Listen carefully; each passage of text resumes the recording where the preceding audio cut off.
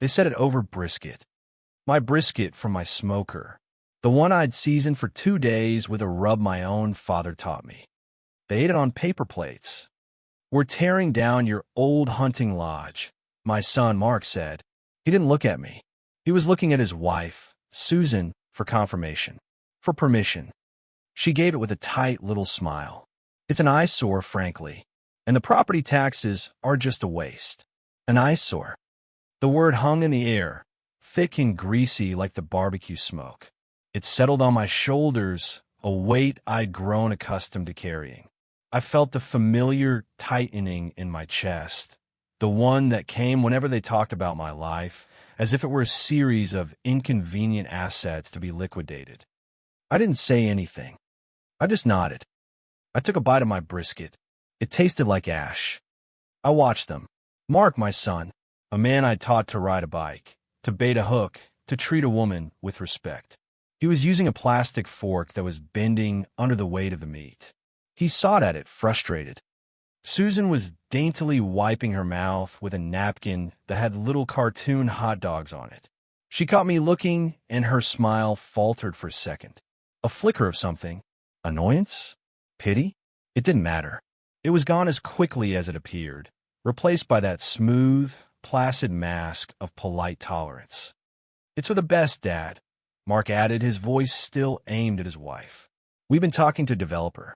They're interested in the whole parcel. Could be a nice little nest egg for us." Us. Not me. Us. I kept nodding. My head felt heavy, like one of those bobblehead dolls on a car dashboard. Up and down, up and down. Agreeable. Empty. The lodge wasn't a lodge. Not really. It was a cabin. My grandfather, a German immigrant who came here with calloused hands and a spine made of steel, built it with his own 2 sons. My father was one of them. They felled the trees themselves. They notched the logs with axes and crosscut saws.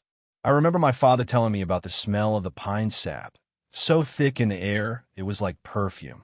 He said his father, a man of few words, would just stand there at the end of the day, looking at their work, and give a single curt nod.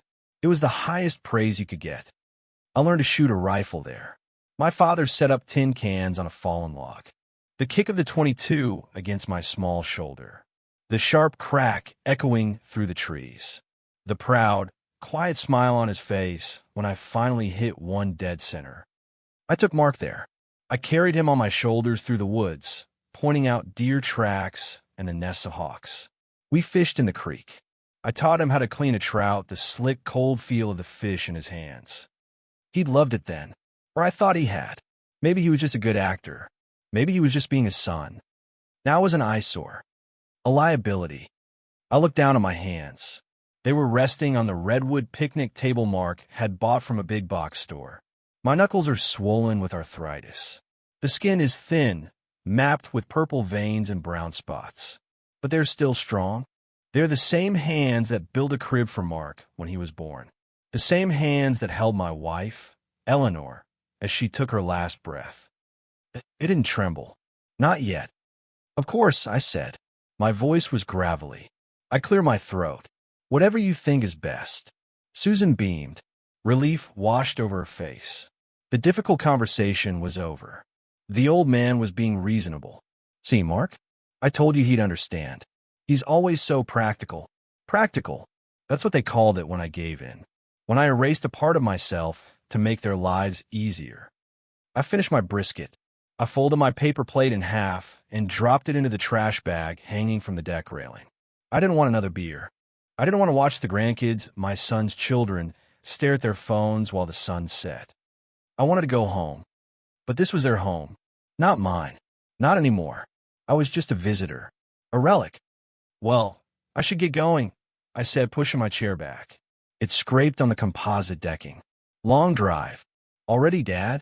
Mark looked up, a flash of performative concern in his eyes.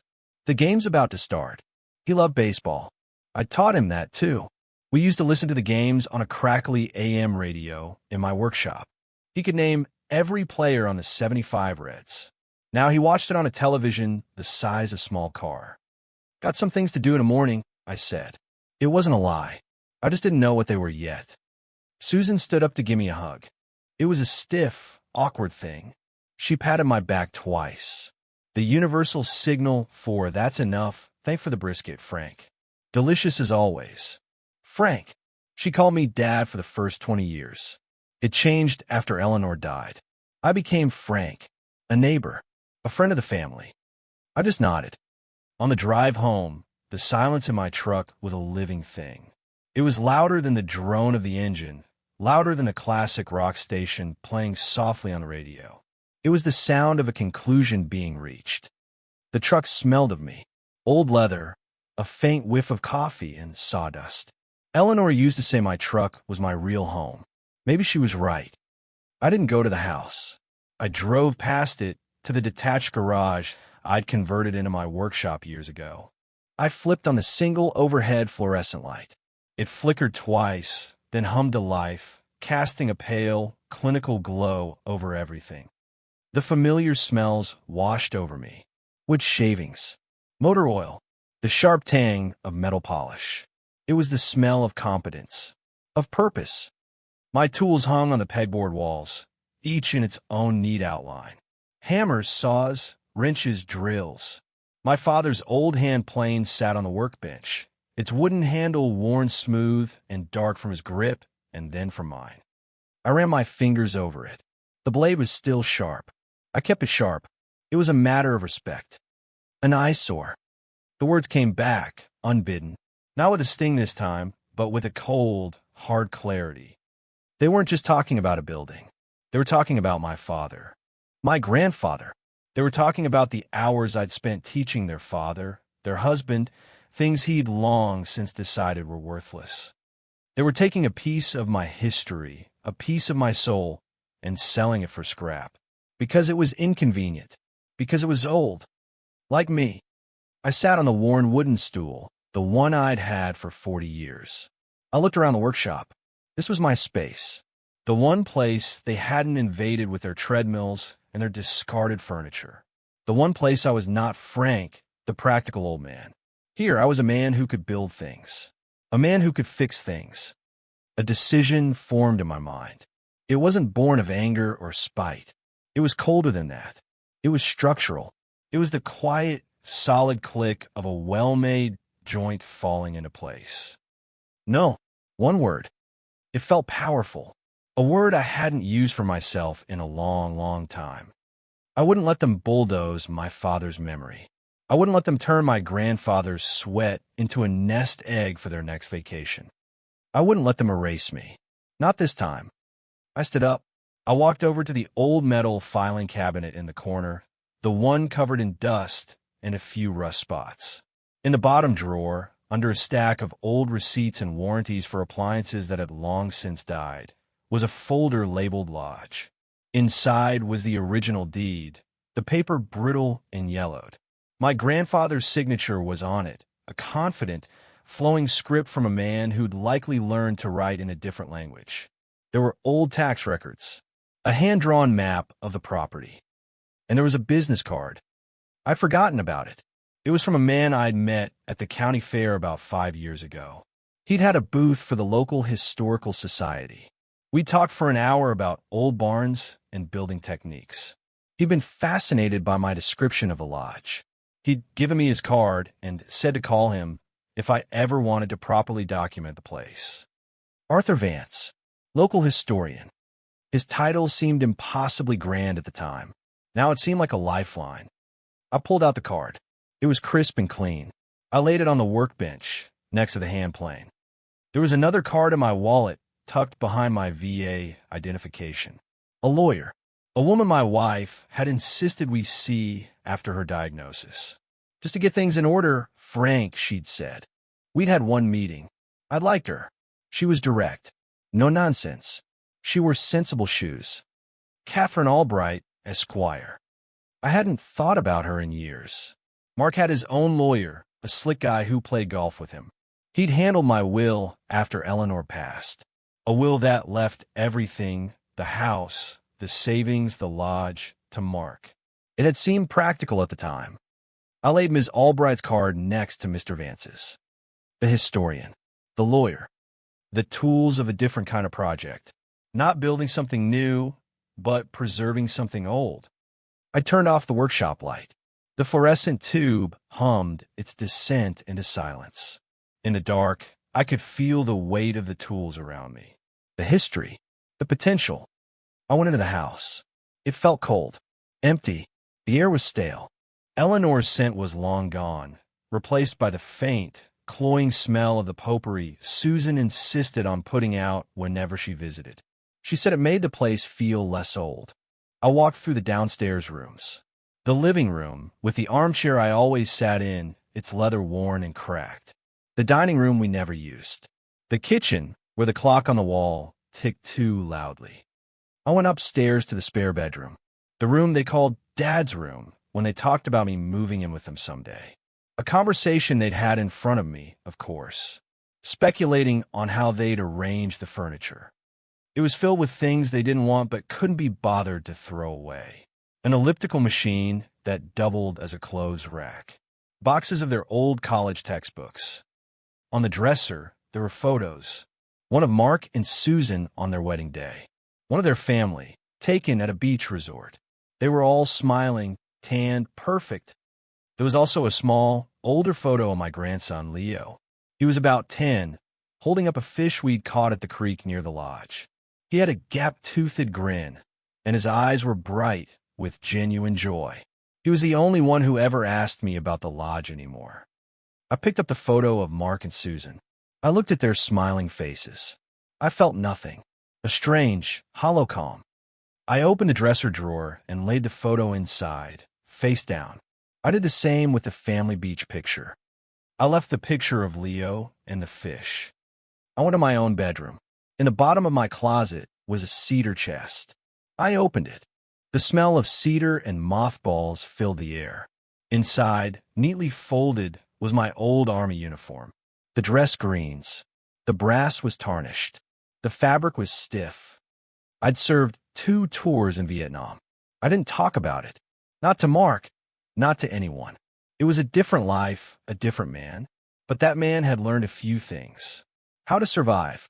How to follow orders. And how to recognize when an objective was no longer viable. For 30 years, my objective had been to be a good father. To be accommodating. To keep the peace. The mission had changed. The new objective was to survive. Not in a jungle, but in my own life. I closed the chest. The next morning, I was up before the sun. I made coffee.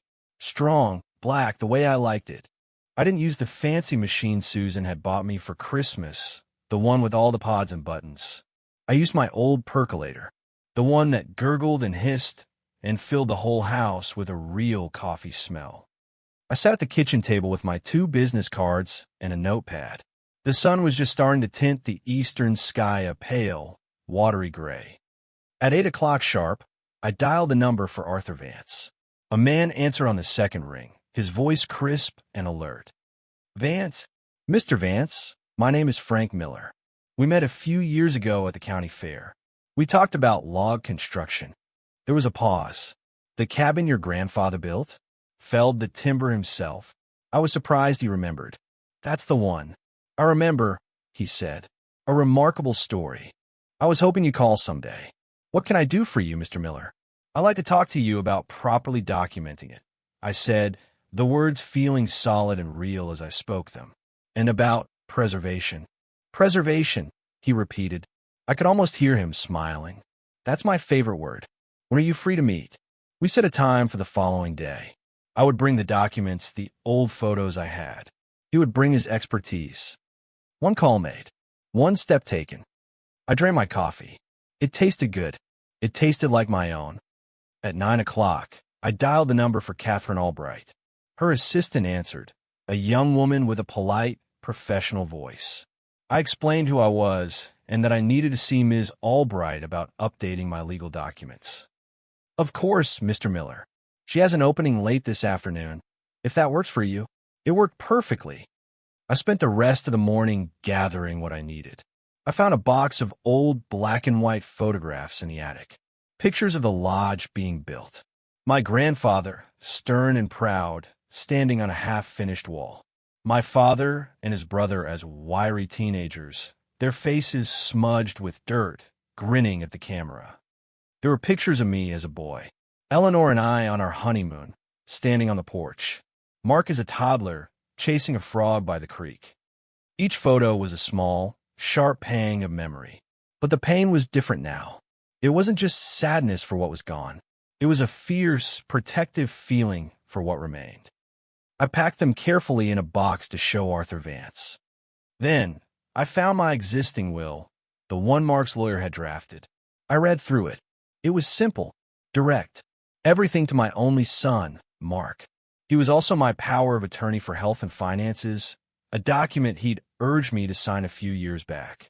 Just in case, Dad. To make things easier. Easier for whom? The question echoed in the quiet house. I put the documents in a briefcase.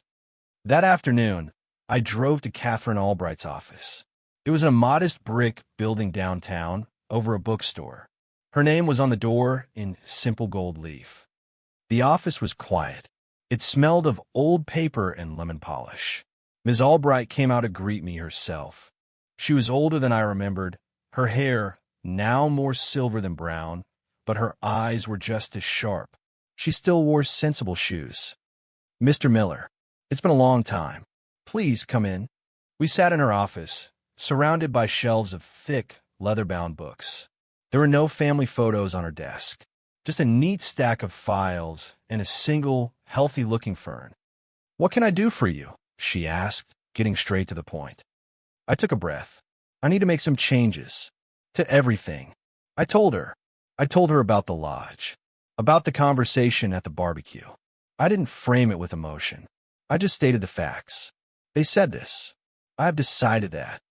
She listened without interruption, her hands folded on the blotter in front of her. She didn't offer sympathy. She didn't say, "I'm sorry to hear that." She just listened. When I was finished, she nodded slowly. "I see," she said. "So, first things first. We revoke the existing power of attorney. Immediately. Then we draft a new one. Do you have someone else in mind to act as your agent?" I thought Leo, my grandson, but he was young, still in school.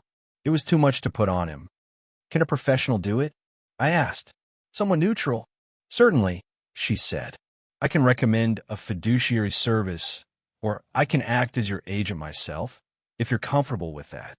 "I'm comfortable with that," I said without hesitation. "All right. Next, the will." She steepled her fingers. "What do you want to happen to your estate?" And so we began. For 2 hours, we methodically dismantled the life that had been planned for me and started building a new one. A life on my terms. We drafted a new will. The house, which Mark and Susan were already mentally decorating, would be sold. The proceeds, along with my savings and investments, would be placed into a living trust. A trust is more private than a will, she explained, and harder to contest. The trust would provide for my care and expenses for the rest of my life. I would be the primary beneficiary. After that, "What about the lodge?" she asked. "I'm trying to have it declared a historic landmark," I said. Her eyebrows went up, a flicker of something that looked like approval. "A good move. But what happens to it in the trust?" We structured it. A portion of the trust's assets would be set aside in a sub-trust, specifically for the maintenance and taxes of the lodge property, in perpetuity. "And who is the trustee?" she asked. "Who will manage it?" "My grandson Leo," I said, "when he's old enough. Until then, you—" She made a note. "And the remainder of the estate? After your lifetime, and after the lodge is provided for." I thought about Mark. I thought about the nest egg he was planning. I thought about the word eyesore. "I want to set up a scholarship fund," I said. The idea came to me fully formed, as if it had been waiting there all along. At the local community college, for students going into the skilled trades, welding, carpentry, mechanics. It will be named after my wife, the Eleanor Miller Scholarship Fund. Eleanor had always had a soft spot for the kids who worked with their hands. "They're the ones who keep the world running, Frank," she'd say. Catherine Albright allowed herself a small, brief smile. "I think that's an excellent idea." She looked at me, her expression serious. Mr. Miller, are you sure about this? Excluding your son is a significant step. He made his choice, I said. Now I'm making mine. I walked out of her office feeling lighter than I had in a decade. The air outside seemed fresher. The sky, a deeper blue. I had taken the first real step. I had hired a professional. The meeting with Arthur Vance the next day was just as productive. We met at a small coffee shop. He was a tall, thin man with a shock of white hair and bright, inquisitive eyes behind thick glasses. He looked more like a retired professor than a county official. I laid out the old photographs on the table. I showed him the deed. I told him the stories my father had told me. He listened, rapt, occasionally taking notes in a small, leather-bound book. "This is extraordinary, Frank," he said, "forgetting the joinery you described, the use of local timber. This isn't just an old cabin. It's a piece of local history, a perfect example of early settlement architecture." He explained the process. It would involve a survey, a formal application to the state's Historic Preservation Office, and a public hearing. It could take months. "It's a slow, bureaucratic process," he warned. "Slow and bureaucratic is fine by me," I said. He grinned. "I'll get the paperwork started this afternoon." In the weeks that followed, my life fell into a new rhythm, a rhythm of quiet action. I met with a realtor Ms. Albright recommended, a no-nonsense woman named Diane. We listed the house. I started packing, sorting through 50 years of accumulated life. It was a strange process. I wasn't sentimental about most of it. The furniture Susan had helped me pick out after Eleanor died, the knickknacks, the matching sets of towels. It was just stuff. I packed what I needed, what had meaning to me. My books, my records, Eleanor's sewing box, my father's tools. The rest, I told Diane, could be sold with the house or donated. Mark called, of course. His calls were always the same. Quick, functional, devoid of any real curiosity about my life. "Hey, Dad, just checking in. Did you get the gutters clean?" "Yes, Mark." Good, good. Susan was worried about them. "All right, gotta run. Talk soon." He never asked how I was. He never asked what I was doing. He just worked his way down a checklist of elderly parent maintenance. He didn't know I was packing. He didn't know the house was for sale. The sign was in the yard, but he never drove by. He just assumed I would be there, a fixed point in his universe. The first inkling of trouble for him arrived in his mailbox. It was an official notice from the county. A public hearing was scheduled regarding the historical designation of the property at 14 Satterley Creek Road, the lodge. My phone rang that evening. The caller ID said, "Mark." I let it ring. He didn't leave a message. An hour later, it rang again. I let it ring. This time, a voicemail icon appeared. I listened to it. His voice was tight with annoyance. "Dad, it's Mark. Call me. I got some weird letter from the county about the lodge. What's this nonsense? Is some busybody trying to cause trouble? Call me back." I deleted it. Not replied. Deleted. The silence was my answer. My new tool. It was more powerful than any argument I could have made. He tried again the next day. A text message this time. "Dad, I need to talk to you about this historical landmark crap. The developer is getting antsy." I didn't reply. The house sold quickly. A young family, a doctor and his wife with 2 small kids. They loved the big yard. They didn't want the old furniture. Diane handled everything. I found a small, 2-bedroom condo in a quiet complex on the other side of town.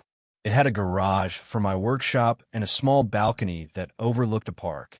It was clean, manageable, and anonymous. It was perfect. The day of the move, I hired a crew. They were efficient and careful. They moved my boxes, my tools, my memories. By evening, I was in my new home. It didn't feel like home yet, but it felt like mine. The first person I called from my new place was my grandson. "Now, it's Grandpa. Grandpa. Hey, where are you? You sound different." "I moved," I said. There was a pause. "Moved?" "Like moved out of the house." "That's the one." "Wow. Did Mom and Dad help?" "No," I said. "They don't know yet." Another pause, longer this time. Then a low whistle. "Whoa. Okay. What's going on, Grandpa? Are you okay? He was the first person to ask that question. Are you okay? I told him. I told him about the barbecue, about the eyesore, about the plan to sell the land. I told him I was getting the lodge protected. I told him I sold the house and moved. He was quiet for a long time. I could hear him breathing on the other end of the line. I thought maybe I'd said too much. Good for you, Grandpa, he said finally, his voice firm. Good for you. That place is special. They don't get it. They never have. I felt a tightness in my throat. It wasn't sadness. It was relief. A profound, bone-deep relief. I wasn't crazy. I wasn't being difficult. I was being seen. I'm sorry, Grandpa, he said. I'm sorry they treated you that way. It's all right, son, I said, my voice thick. It's all going to be all right now. We talked for another hour. He told me about his classes, about a girl he liked. He asked me about my new place. He asked if he could come visit when he was home for break. He didn't ask for anything. He just connected. After we hung up, I sat on a cardboard box in my new, empty living room and watched the city lights come on through the sliding glass door. I felt a sense of peace I hadn't felt in years. It wasn't happiness. Not yet. It was something more solid. It was the feeling of a foundation being set. The historical designation for the lodge was approved at the public hearing. Mark and Susan didn't show up. I don't think they took it seriously. They probably thought it was just some red tape I'd have to cut through. The official letter arrived a week later. I had it framed. The real storm broke on a Tuesday. I was in my new workshop, unpacking my tools, arranging them on a new pegboard. The smell of fresh paint and old metal filled the small space. My phone, sitting on the workbench, buzzed. It was Mark. I ignored it. It buzzed again and again, then a text. The demolition company just called. They said they can't touch the lodge. They said it's a historic landmark. What the hell did you do? Another text, a minute later. Answer your phone. And another. I'm coming over.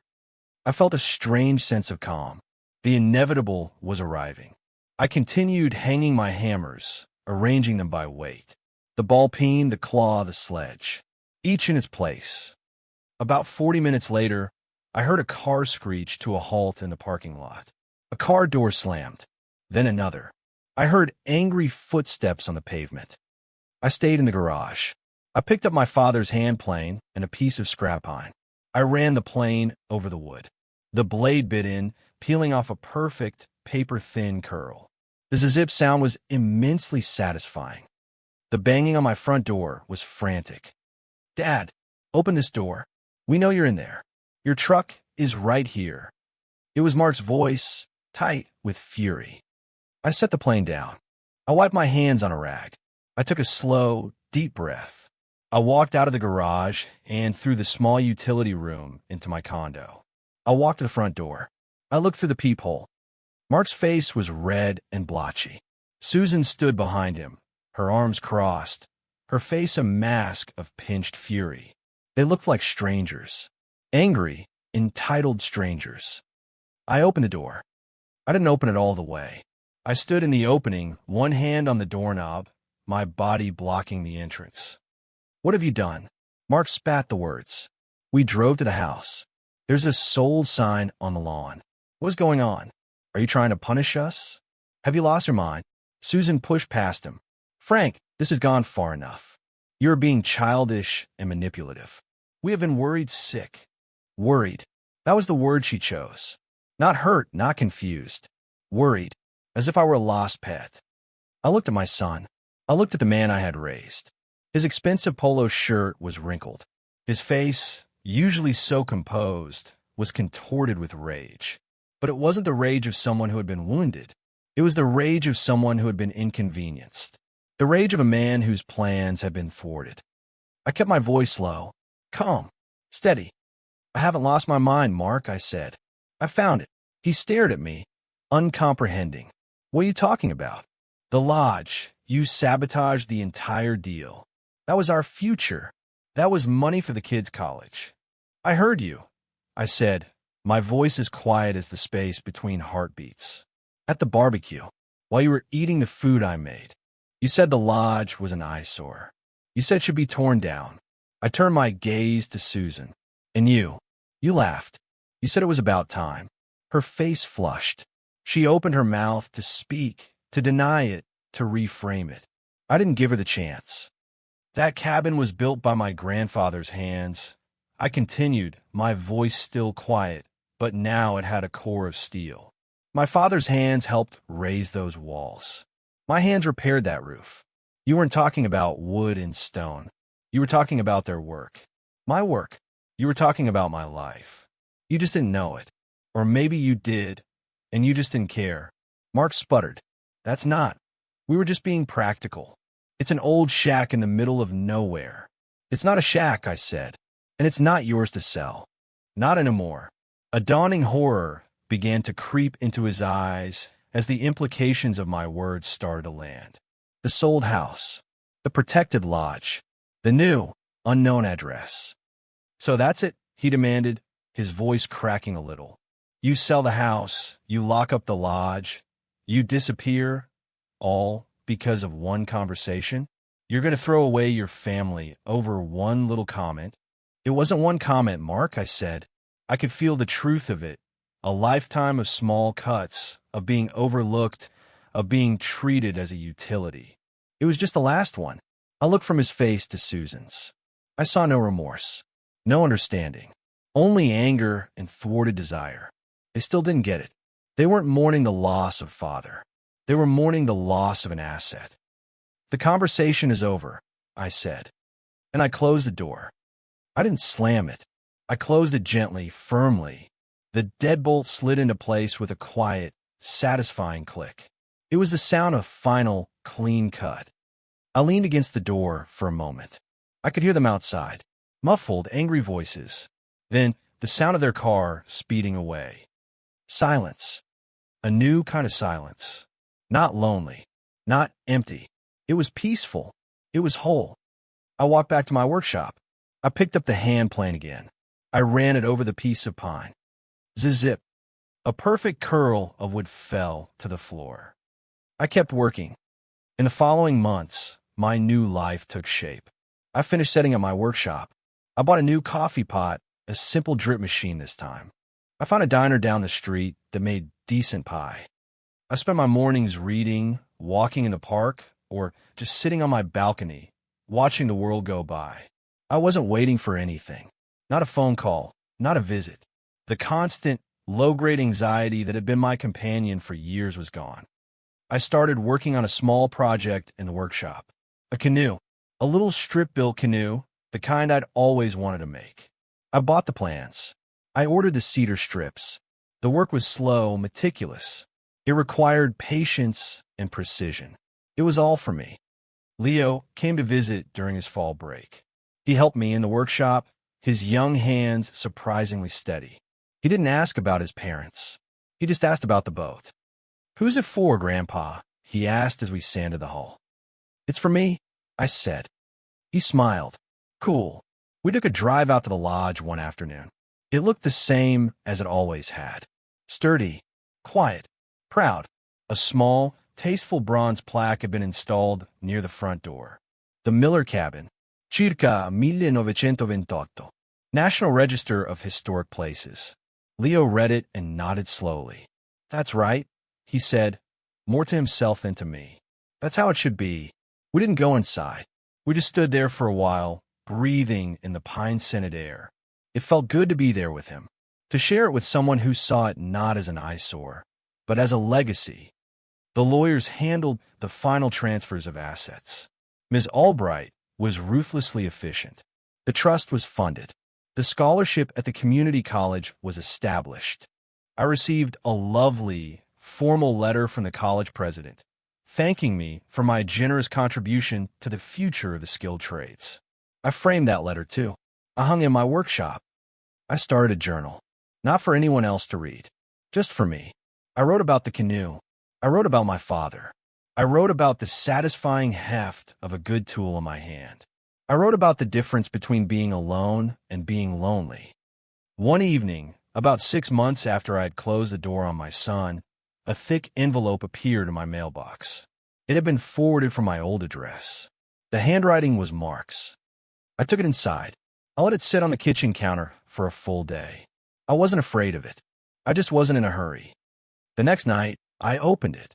It was a long letter, 6 pages front and back.